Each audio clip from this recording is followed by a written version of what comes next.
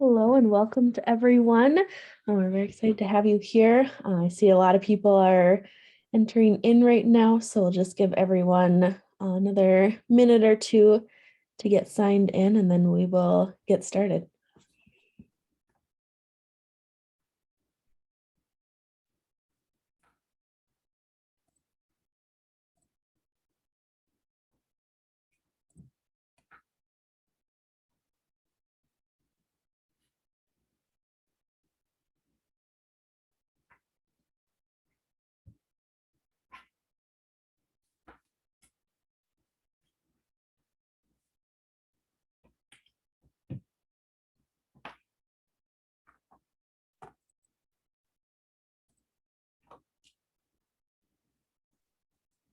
Looks like who's going to be on time is here already, so we will just kind of get things rolling. Just a couple of housekeeping things before we do get started. This webinar will be recorded, and we will send that recording to all of the registrants shortly after, as soon as it's done processing. And we'll include any resources mentioned there as well. And I think we are good to go. So Bethany, take it away. All right. Well, thank you everyone for joining us today. At Golden Shovel, we pride ourselves in our ability to empower economic developers to solve their most pressing challenges. One of those challenges is workforce and affordable housing. The economic developers that we work with usually say that they either simply don't have enough housing, as is the case with many rural communities, or the housing that they do have has gotten so expensive that people like entry-level teachers, police officers, and grocery workers simply can't afford to live in the community anymore. That's why we invited D3G, the nation's leading full-service real estate due diligence firm, to present to you today. They work with housing developers and agencies throughout the country.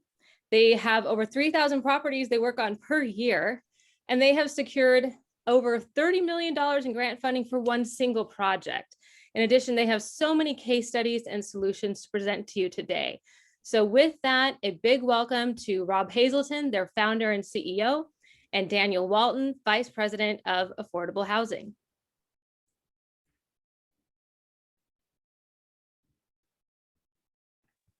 Daniel, take it away. All right. So first off, we're going to do a quick introduction of D3G and the services that we provide. A little bit about us. We are based in Richmond, Virginia. We are nearly a 30-year-old organization now, approaching 150 employees. We were founded by Rob Hazelton, who is with us here today. And as Bethany mentioned, we are a full-service environmental and engineering real estate due diligence firm, but we also specialize in consulting and repositioning services for PHAs, developers, and equity providers. So thank you, Golden Shovel, for having us today. We're very excited about this opportunity and look forward to telling you a little bit more about how you can find funding, fund, finance, and support workforce housing. So here's a quick introduction of Rob, our founder and CEO. Rob, a little about yourself. Been doing this for almost 29 years. I got involved with HUD early on from early age, and have been involved in housing ever since. Worked in all 50 states on LIHTC, done a lot of new market tax credits, a lot of workforce training, low-income housing. Currently sit on the Federal Home Loan Bank of Atlanta Affordable Housing Advisory Commission, which we set the HP awards throughout our region. Grew up in a dairy farm. It's my work ethic, I guess, and got to Richmond about 30 years ago. But look forward to speaking to you today and tell you some opportunities in small and mid-sized cities. Very good. And a little bit about me. I've been with D3G for 13 years, mostly focused with our client and customer support and all of the questions that come through that are associated with packaging some of these complicated financing packages together. So I'll get right to the content today, and we'll start talking about the process here. And we're going to cover a few things, but most importantly, it's determining needs, thinking about funding options, whether you're considering preservation or redevelopment. We will also provide a few examples of success that we have seen through our efforts and efforts of like-minded folks in our community. So I will jump right into the first step, which is embracing your community and figuring out what you need or what your area needs. Rob, what are some things that you have seen that developers look to when they're first thinking about entering a community or redeveloping a community? I mean, for me, that success in the community is one, getting to know your community. And because affordable housing, workforce housing is sometimes a political issue, first-term mayors are an asset to me because I get some energy behind them. When I get into a community, it takes a good year to 2 years even to get ideas spread sometimes.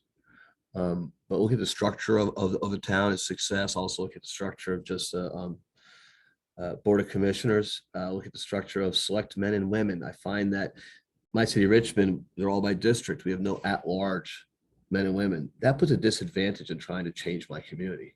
Other communities that have at-large members, we get more things done because we're looking at the global aspect, the holistic aspect of their community. So recipes for success is look at some things like that.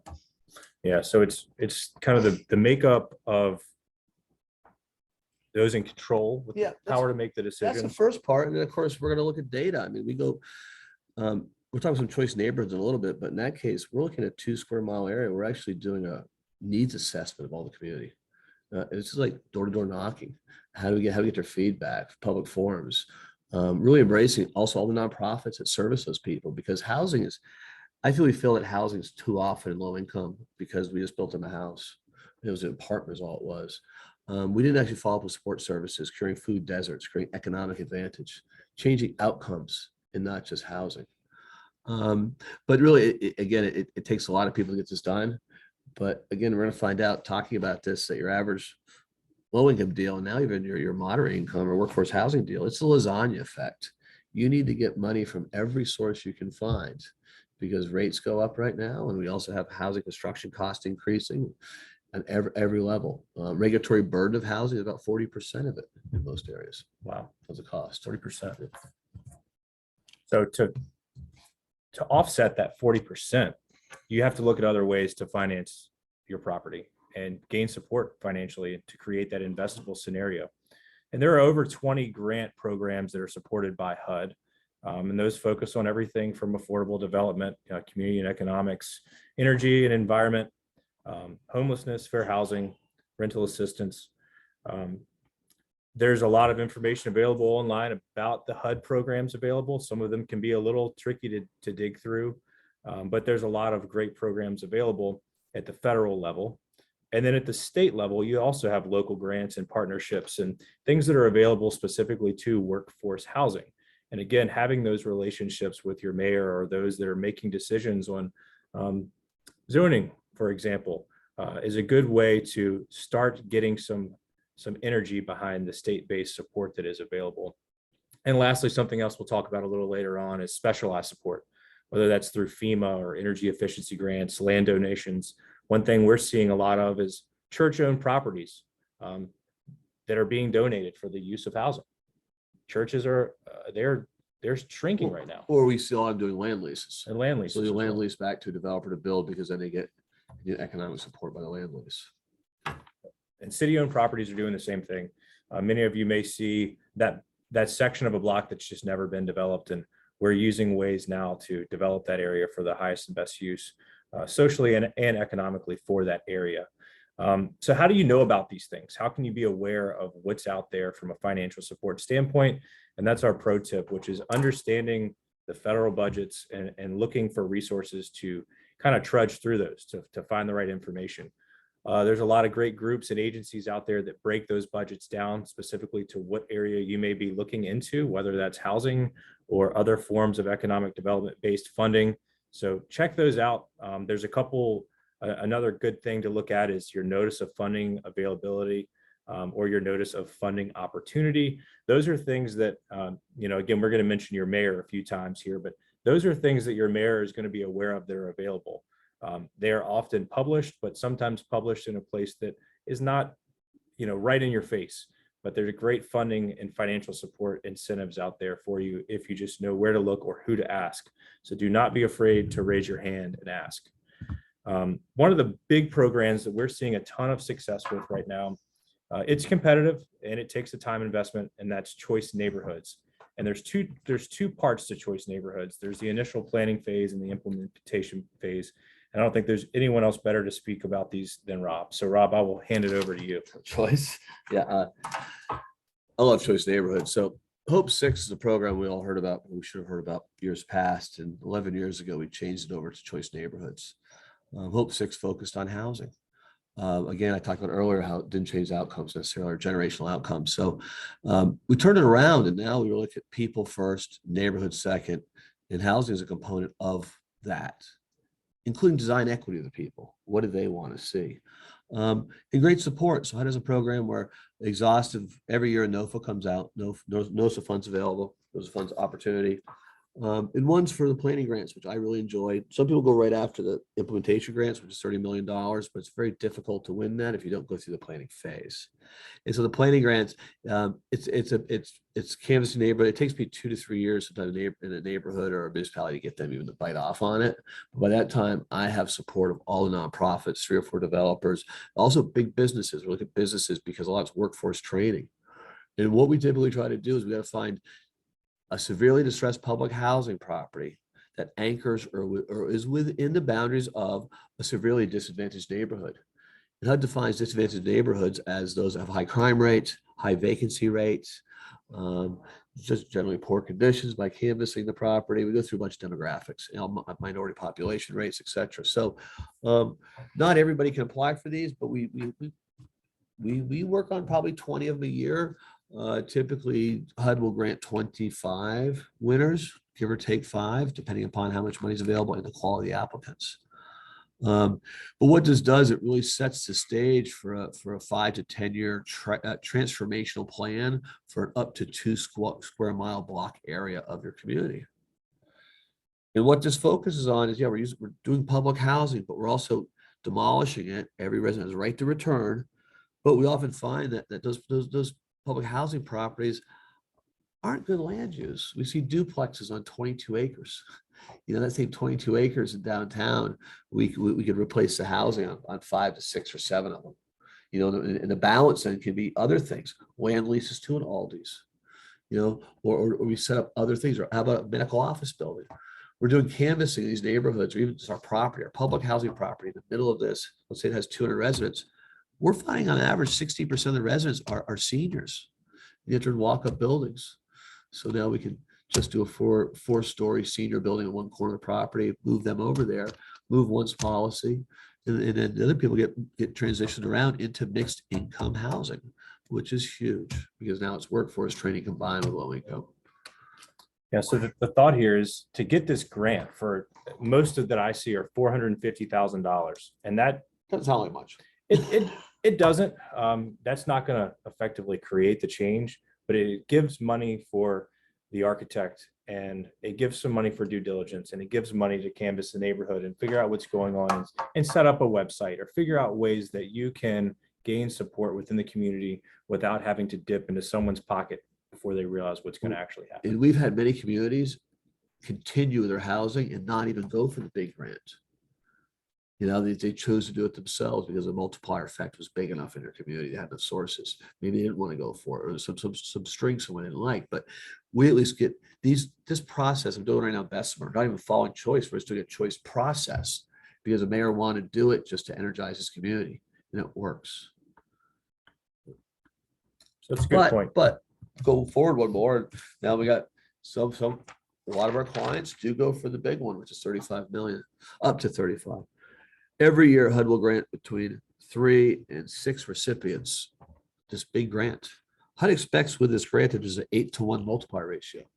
So 35 million turns into $280 million quite quickly. That's kind of exciting for us. Leverage ratio is everything. 8-to-1 is typical. We have many up to 12, 13-to-1 ratio. This year is nice. Our Corktown project in Detroit actually hit 33-to-1 because Ford gave him $700 million in the last minute to make Corktown the most connected neighborhood in the country.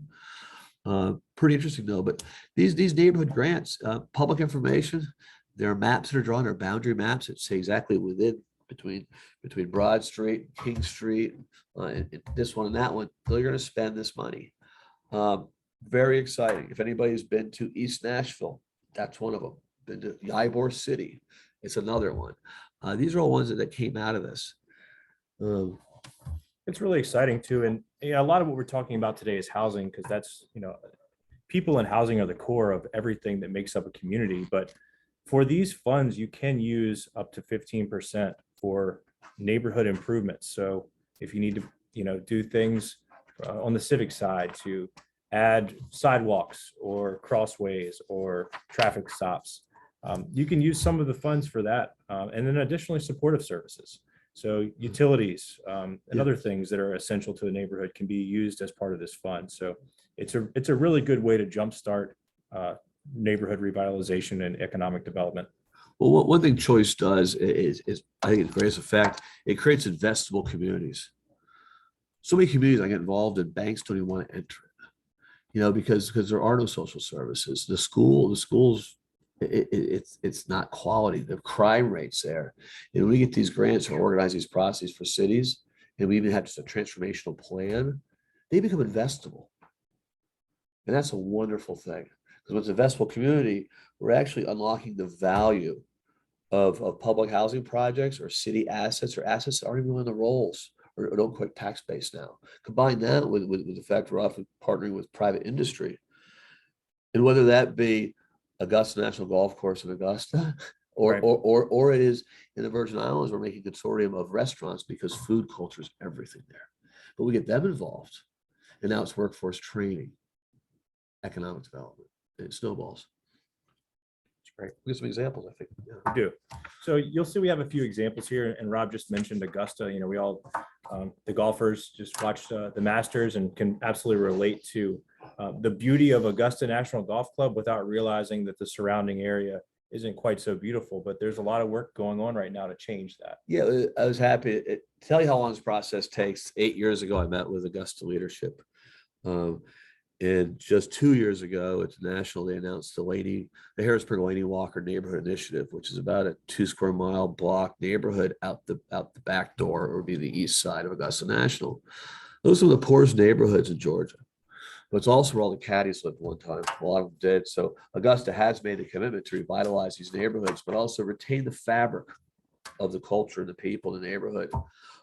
It's a wonderful initiative. We have a number of partners on there. We got a first stage of our grant.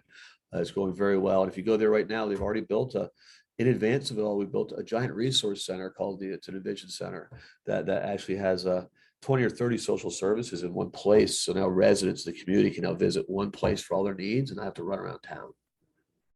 Changing outcomes immediately. Fort Myers just got the big grant. Again, here's a small city. Augusta's a small city. Lewiston's a small city. What I like about Choice right now is for 10 years, we picked big cities. And I didn't pick them, HUD picked them. And the reason is big cities have capacity, and they really help define the program, figure out pitfalls, and help us refine it. So now we can bring it to small cities with great success. So we're going to see many more awards in these mid-sized cities, because again, I can make even greater impact. And Cleveland's example, just a big one we did, because it's pretty phenomenal what's happened in Cleveland, Ohio. Built health clinics, children's education centers, retail, commercial corridors, a lot of new market tax credits involved with that. Pretty spectacular. We're in East Nashville. We'll get to East Nashville in a few, but I picked these 4 locations because they represent, different size and different scale, not only for the city, but also the work being done, where you see, housing is at the core of all of this, but there are other things that benefit, whether it's the children's education center or health clinics, historic food halls. So this is taking care of everyone within that community. And again, varying in size and demographic as well. Gaining community support is something that we've talked about quite a bit here. And these are 2 examples from a recent round of Choice Neighborhood grants. And I picked the Cleveland and the Fort Myers example because Cleveland's obviously a massive city and Fort Myers is not. But if you see the list of people involved, you'll see a similar length of list with a lot of similarities between who is playing a part in this change. It can't be done alone. It's going to require the support of everyone that's going to have a vested interest in that area. And you'll see that that's everything from the development team, your state agencies, your financial groups, local government, transportation, education, philanthropy, healthcare, everything that is needed within that community, you're going to find support here in these lists of key partners associated with the projects. So again, you have to be friends with everyone around to make these things happen. But that's really the core of creating workforce housing and creating an environment where economic development can happen easily. The next program that we're going to look into and discuss is RAD. This is really specific to your PHAs, but what we have learned through the creation and redevelopment of workforce housing is that the PHAs have the largest opportunity to play a major impact immediately. Rob, we started dealing with RAD over 10 years ago now, which is crazy to think about. 10 years ago, last October was statutory. We're doing about the last 12, 13 years, yeah. So RAD gives options to PHAs to enable them to fix the things that have been broken for a long time and attract finance to make that possible. Now how it does is the creative part. So public housing for years had a declaration of trust on it, which means they couldn't borrow money. Administration a couple ago figured a way to dissolve that declaration of trust and allow it to actually convert the public housing subsidy to a Section 8 rental contract subsidy. That makes it now financeable because now I have a vehicle to pay debt service. By doing so, we can do that and unlock the land value, which is some of these projects is amazing what's happened to these projects over the years, like our New York City clients. So it's unbelievable what's happened with land values. And what you can do with this now is now you can leverage it to put money back in public housing to renovate them. Or in many cases, we're actually demolishing them and rebuilding them even because the housing stock has so dilapidated, run downhill so many times, or it's 50, 60 plus years old. That's what's really exciting though is the opportunity here, because we've been involved in at least the evaluation of over 400,000 RAD units. And that's just the tip of the iceberg. Right? Yeah. So currently, I mean, in HUD's program, there's 1.2 million public housing units. We fully converted as of right now about 180, 190,000 in the country. We have statutory authority to do 450,000 units. We believe that statutory authority, all units will get the full amount sooner or later. But the first 5-6 years, we're stumbling along with a new program, trying to figure it out. Now it's pretty well streamlined. It works very well. What we find, it really just creates investable communities. The great thing about this for developers, though, is for housing authorities to do these, they need a developer partner. You know, to pull tax credits, they have a developer partner. You know, it's all these things. Or in a lot of cases, we have public housing that has a lot of vacant land, significant vacant land assets. And now on this new program, we can actually sell those for fair market value or for commensurate public good. So in some cases, developers are going in and buying the land for fair market value, which is downtown, and doing something amazing with it. Land leases are happening a lot into this. It's a really neat program. One of my favorite ones, though, is something called 8BB, transfer assistance, where if we have a Section 8 property that is just, let's say it's an environmental justice area. You know, it's on a heavily contaminated property. It's just, why do we even build it there? We can now move that assistance in that community or in that state as long as we go to somewhere that has a as good or better demographic characteristic or advantage for the residents. So I think you can move subsidy now developers come in and they can build a building across town and potentially fill it. Well, you fill it no matter what, but they get arranged for the subsidy well in advance. So really neat what we're doing in this program. We've seen that in Petersburg and kind of the industrial zone of Petersburg, where there was at one point a small little group of housing that was tucked there in between the paper mills and everything else. And it was not an ideal place to live. And now the opportunity there is to give those residents an opportunity to live somewhere with more advantage. Better school district for sure. And then you can develop that from an industrial standpoint to bring more jobs to that area. Yeah, put a workforce training center on it, let's say. We're doing some pretty neat stuff with this. It's what's the highest and best land use of the property today, not what it was built for originally. And RAD lets us unlock that value. A real successful case is East Nashville. And we've touched on that a little bit. But what they were able to do and what they've committed to do for their near 3,000 units has been remarkable. Rob, you were involved with that very early on. And I think it's a great example of the the suburban outset of a large city was able to make a huge impact, not only for their community, but everything around. Yeah, this was our very first RAD project when when the program was started. We were given El Paso and Nashville to see what we could do. And Jim Harvest was the director of that fabulous man. And we demoed those units. Everyone had a right to return, but we did stuff like a Faircloth initiative where we actually rebuilt new units that had been appropriated by housing development back in the 50s and 60s, but had been demoed. We were able to actually go back and get that authority again.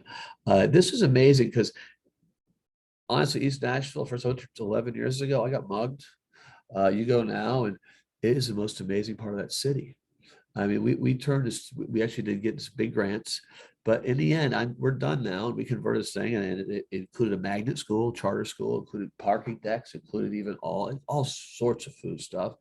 But we're up to $892 million of investment in that community, all stemming from 37 acres that was public housing that was just run down like you've never seen. The one thing we did do wrong in this one that I'll never do again is that we didn't think about the residents of that neighborhood, the long-term residents. And the houses on the hill when I first got there were valued in the thousands. By the time I'm done, they're valued in the hundreds of thousands. And the long-time residents couldn't pay the real estate tax. My community is now getting involved, and I plead to the mayors that we got to give abatement to tax to long-term residents. The number of years they served, up to 10, whatever they want to do, because we end up actually destroying the fabric of the community we're trying to embrace. We found I don't ever want to do that again, because we're only as rich as our community is. Great economic investment for them, because if you give them 10 years of time, that person has a house in that district, has the opportunity to evaluate the circumstances, make the best decisions, maybe even become part of it all with home-based businesses. And maybe, who knows what happens, Airbnbs, they can do all sorts of things. But having to sell your home because the rates went up on your taxes is unfair. Completely agree. So and back to the lasagna effect. I think when we're done talking to Jim Harvest the other day, I think there's 37 different sources of financing in those projects. Wow. So we got it from everywhere. And that's something we'll talk about here in a minute with, there's a lot of great opportunity to find financial support, but managing through it can be a challenge. So we'll get to that in a minute. But another service available for your distressed properties that most in the development world are unaware of is the Section 18 demo dispo option. Yeah, Section 18. So the Special Application Center Section 18 is a little known HUD program to let's just demolish public housing projects. Archaic process for sure, but we've streamlined it a little bit. But we love this program because we see a lot of public housing at 60 years of age, and no matter how much rehab you put into it, you can't make it resilient. I mean, boilers will still be on the ground floor. The lot ratio is still not desirable. Maybe orientation to the sun, weather, God knows, but thermal mass in the building envelope. This goes on and on. We know the best option is to demo and replace, but it was very hard to get this done. Now it's a lot easier to get this done than ever. As long as we resident is first. Resident relocation is key. We can't displace any residents. We don't want to put too much hardship on them. We get very creative, like Tetris on sites. But Section 18 is a wonderful program. It's actually the basis behind choice neighborhoods in a lot of ways. I have to pull a Section 18 deal even to get to choice neighborhoods. But these are the public housing assets that developers, this will get me excited because again, if you live in a city where there's a large public housing in an urban area, that's just not good land use, density wise, be surprised what we could do, because a lot of times the assessments, we do multi-generational solutions. Turning 30 acres. I'm in Birmingham, Alabama right now. The project was 24 acres. 61% of the residents are over the age of 60. So we're building a senior tower in a corner next to medical office on one side. We're saving some of the old housing just for cultural resources. That's historic tax credits. The rest we're going to demo, rebuild, and mixed income. But all residents have a right to return. Pretty spectacular. Yeah, it's a great way to make an immediate improvement to not only the living environment, but also giving the residents that opportunity to either return or utilize other vouchers to find a different place to live, which is going to hopefully be an improvement for them.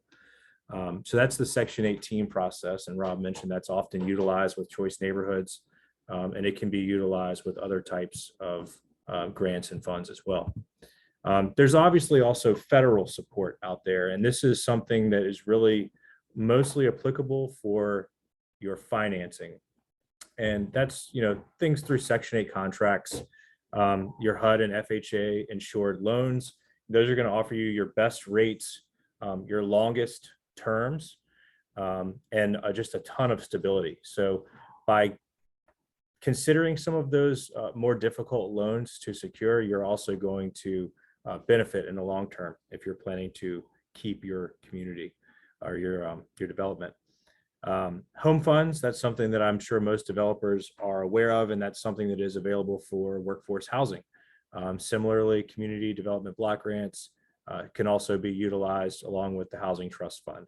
Now, there's a process involved with all this, but it's worth it if you are going to take the time to either develop or redevelop workforce housing. Then there's also some rural focused initiatives as well, like the rural capacity and building and community development for affordable housing. And then lastly, opportunity zones. Those are published maps that you can look at to see if you can find further incentive to develop or redevelop in a particular region. One of the things we run into a lot on our due diligence side of the business is environmentally challenged properties. And these are properties that have been left behind because they think there's no way that they can clean them up enough to make them a habitable environment for either housing or for business.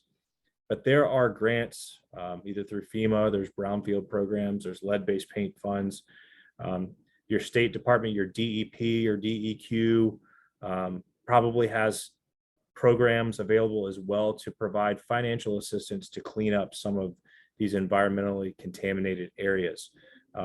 These are things you can look into that might make that one part of the block that was a little less desirable due to the old factory that used to be there 70 years ago, an applicable place for development now. So there are options available out there if you know where to look and who to ask. Beyond that, there's state-based funding support. And this comes through your tax credit program, which helps bridge the gap in finance. You're talking 9% for competitive applications, and that can be the difference between being able to provide workforce housing or not. Rob, did you have any examples of where you've seen either 4% or 9% tax credits make a deal work? All the time. It's one of my favorite now. 9% is very competitive. A lot of frustrations there. Oversubscribed, difficult to get. If you got a great application and a good compelling story, you know your state credit allocator, see if it's possible. We focus on 4% because they're much easier to get, even those are getting harder sub-states. But in my world of affordable housing, HUD's assisted in making a lot of programs, and the state agency making programs to make 4% work quite well without the competitive nature of a 9%. Now, one thing about those is typically we're working with a 80% AMI, average or 60 in a lot of these. So workforce housing is one of those we're trying to find. Fannie and Freddie call it 120 of area median income percent. HUD works with a lesser rate, and tax credits work with a lesser rate, but we still do blends where we still have workforce training, fully subsidized projects. There's ways to work it out. But historic tax credits, again, all my public housing is historic if we want to use it. But if I use historic tax credits, it'll limit me for demolition. Right. So we sometimes use it for a piece of it to retain some fabric of the culture, maybe, but the rest will demo. And of course, grants. This is again the mayor's office, local economic development office, finding what home funds may be available. CDBGs obviously available, other sources that may be available. Again, it's unfortunately development housing. Sometimes you got to ask a lot of people for a handout because it's not easy to do anymore. It's well worth it. We need to do it, but getting that point, it takes a little extra work today. So we've learned some lessons along the way with either community support or the repercussions of a deal. And I know you mentioned East Nashville is one with the land values rising too fast. Are there some other lessons you've learned with either through choice neighborhoods, through RAD, through Section 18, that you think that the development and economic development world would be interested in? Yeah, I mean, I think in choice neighborhoods is we've seen some proposals where municipalities wanted to recombinate a bunch of single family lots, because too often municipalities gave property that got foreclosed upon or is on the rolls, gave the housing authority to manage. So the housing authority now has, I got one that has 370 single family lots. And to recombinate those, they're trying to do it right now, and they're running into significant heirs property rights. It's HEIRS, they'll pass landowners, because we found out that a lot of cultures in our country do not record make property the way that we typically did. It is becoming an issue now. So my Augusta, Georgia, there's property rights is huge, all the land bank properties. We have to make sure it's clear title. So that's what we learned. So it's great to go after the 4-acre site, 2-acre site, 10-acre site, but if you're gonna put a bunch of small sites together, it does create problems. Well worth it, don't get me wrong, but we gotta clear some of those boundaries. Timeline, I mean, that's my big one, because tax credits, they have due dates, they have extension fees if you don't place in the service. It's a constant evolving time frame. All your third-party reports can expire. Right now, rising interest rates, timelines compacted sometimes a bit, but that's our biggest one, is all the different financial players will have different time frames, how you overlay those all upon each other, but also how do you make sure that you can meet all their due diligence requirements together, because they all may be different slightly. And that's our biggest challenge, is finding all the sources to a deal to make sure that we can get all the compliance wrapped up for them to not have these delays. Yeah, that's one of the things that I run into most often working with our client base is everything looks like it's ready to go, but there's one last thing that we're waiting on, whether that's some form of environmental clearance that we'll talk about here in a minute, or they're waiting on something to come back from the market study, which is going to impact rents, which could ultimately impact the entire financial structure of the deal. There's always, that but. And if you can manage your timeline and be prepared, work with experienced people, you're going to be able to manage your timeline and avoid those unexpected hurdles. Let's put it this way, there will be unexpected hurdles. There's something about a left field. So it's affordable housing, workforce housing. It's unlike any other real estate there is, because it's regulatory and things happen, interpretation changes. So the quality of your team is everything.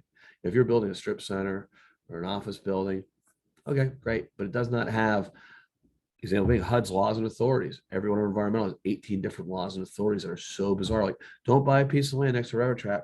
You probably can't build affordable housing on it. Yeah, you could, but you might have some issues with noise. And those could take 2 years to sort out. And, or birds and bees right now, endangered species. Yeah, coordinating your time frame is very important, and some of the environmental things that most aren't going to be aware of if you're coming from the economic development or the development world is, your Part 50 or Part 58 environmental review.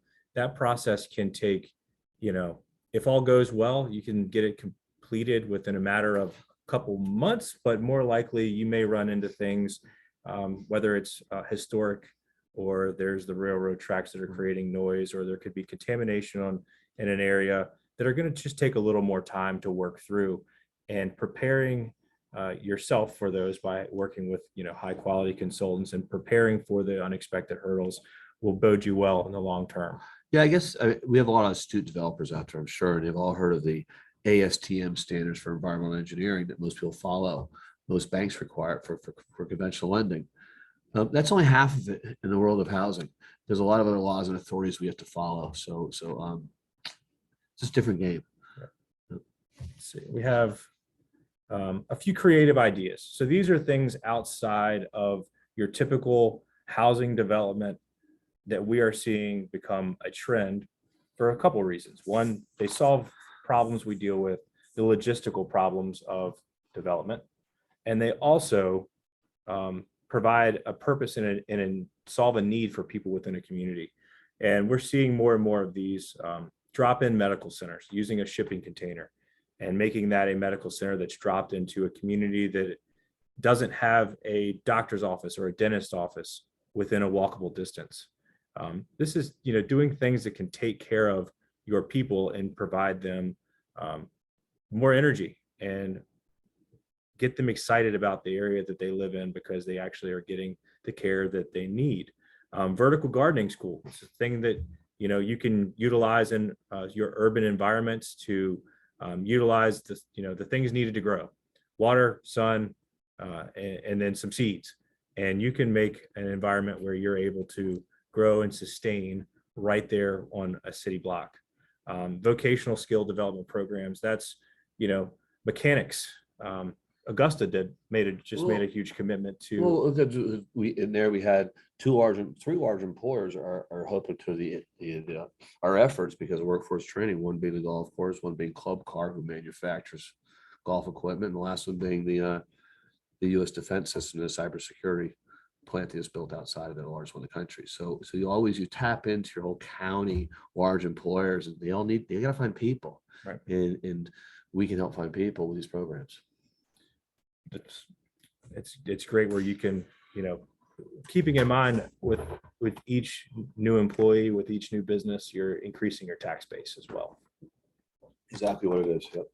Yeah, we're turning properties that have zero tax base into not only real estate tax base, but personal property tax base, and the list goes on and on and on. Economics, so it's wonderful. Yep. And then lastly, something we're seeing a trend that's kind of been trying to break through the surface for the last few years, and that's modular construction. We've worked on a few properties where they built housing units in Mississippi, floated them down the river, floated them around Florida and up to a port in the Northeast, and started dropping in brand new units in a downtown environment that were built halfway across the country, but were delivered by boat. So we're seeing new ways to provide and redevelop housing outside of just your typical stick built. Sure. Or we're seeing use of cross-laminated timber doing 8-story buildings instead of steel. Again, the cost curve to housing is something I'm dealing with the government in a lot of ways, trying to stem that cost curve. And it's materials and labor is two halves of it. And we gotta look at both those independently. We're trying to stem that tide, because while rent's going up, construction cost keeps rising too. Right.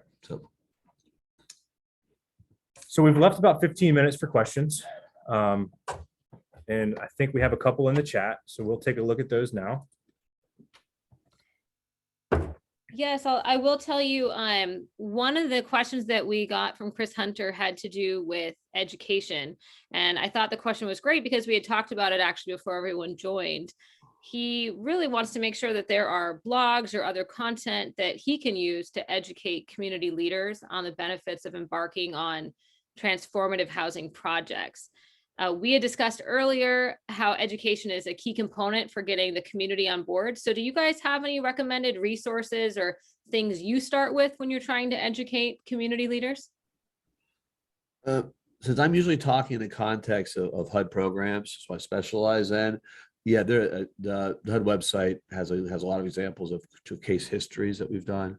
Okay. Success stories, things like that. And with education, I mean, East Nashville is still one of my favorites, because not only do a charter school to improve educational outcomes of the district for the families, but we also workforce training programs left and right are there. It's pretty exciting. I can dig through my resources and find some stuff to give to Daniel to forward. Yeah, and then for those that just have general questions about what's available within your community, we do have a consulting team here that focuses specifically on how to help public housing authorities and developers tap the untapped potential of a community by utilizing a little knowledge about what we can provide from a due diligence and regulatory compliance standpoint, but also what's available from a financial standpoint for those people. So we can work with you to kind of figure out what's available. That's great, you guys. I know that's probably one of the biggest challenges people have. Well, even from my side, I mean, in the whole RAD program, I've been around for 11 years now. I had a call yesterday with some people about how do we continue outreach and education. And it's a continual effort. And part of the problem is it takes innovation. It takes a change of mindset. And too often public housing, they've been doing it the same way for so long, they really don't want to change. I mentioned earlier mayoral support. We find that on the governmental side of the municipalities, they're the ones that can pressure the housing authority to change. And sometimes that's required because we're bringing new concepts, innovation, ideas. Public housing authorities, they don't have to generate a profit. They never thought that way. Now we're trying to turn it into an economic engine to change the whole community. So again, who do we educate sometimes is more important than how we educate them. Good point. We have another question, and that's how do you begin an engagement with the community? How do we think about budgeting? Is there a success fee? Maybe you guys can elaborate on that a little bit. Yeah, I mean, when we get into a community, I mean, we're trying to, I end up seeing a property, or we see a property that we just like, wow, this is a great candidate because it's distressed and the neighborhood's distressed, but it's a vibrant community. It just has it's aged. My first resource is typically most communities in our country have the community foundation, TFCF.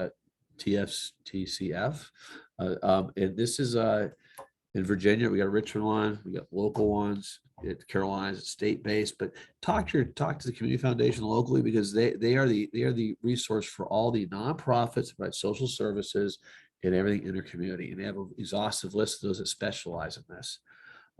Those that we map out that we know provide services in our area that we're trying to change become partners, because they're part of the outreach. They can get the energy going, the synergy going, because they want to provide services in a more centralized location as well.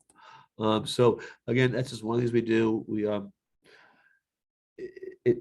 I can't walk into a community and say, hey, trust me, we'll do it. We're doing it 3 months later. It takes a year to gain trust sometimes.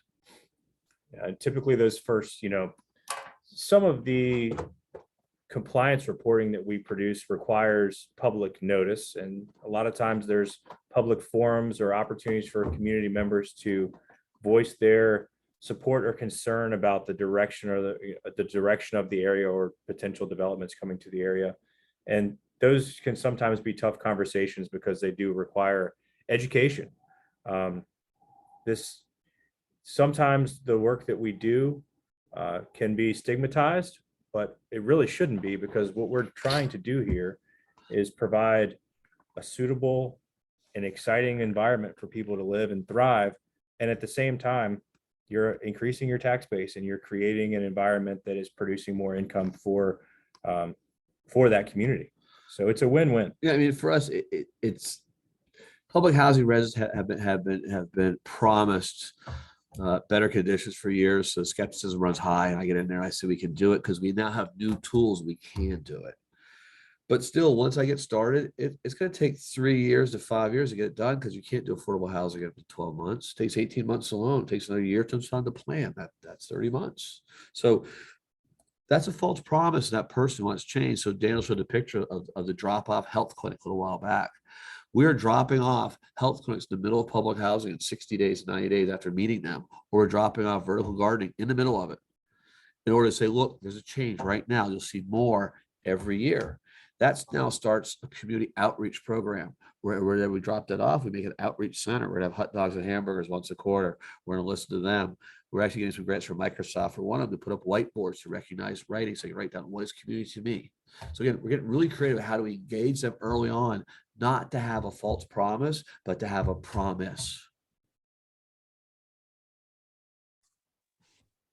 That's great. It's definitely a great idea as far as creating that gradual and steady change along the way. Someone did put in the chat, would you be willing to work with an EDO that is seeking to attract retirees by making an assessment of what programs and approaches would work? We need low-income housing and more affordable housing in general.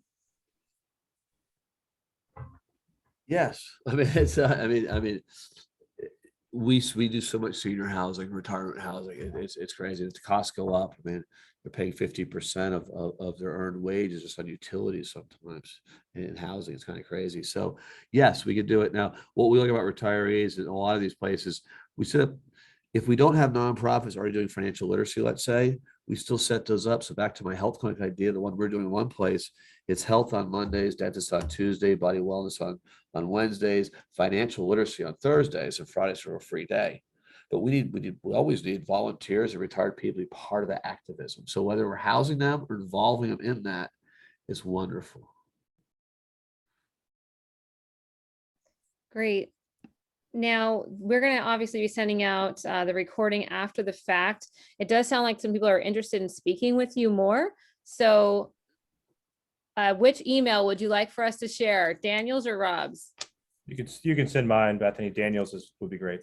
Okay. If well, if you want to hit me up, it's okay too. I'll just forward it to Daniel. No, I'm kidding. No, some people might know me out there. Please reacquaint yourself with me and say hello for sure. Yep. No, I've enjoyed this very much, and we're always open. Again, we want to change communities. This is why we do this. It's social entrepreneurship. And we'd love to help any community out there to reach some of their housing goals, because it's getting out of hand now. It's a national crisis in so many ways. I was in DC just the last 2 days, and I've been going there for 30 years, and I've never seen as many tents I've seen in my life as downtown DC. It really feels like I'm out in Seattle and Portland. So it is reaching the halls of the legislators. We hope that the appropriations do change. Well, we agree with you. It definitely is a crisis, and that's why we're so pleased to have you here today. We thank you so much, both of you, for your time and for your insights. And we will be happy to share, obviously, this recording with everyone who's registered. Probably about half of the people who registered are going to be watching the recording. They weren't able to attend live. So everyone will be getting that resource. Excellent. Thank you for having us. Thank you, everyone, for joining. Have a wonderful day. Thank you.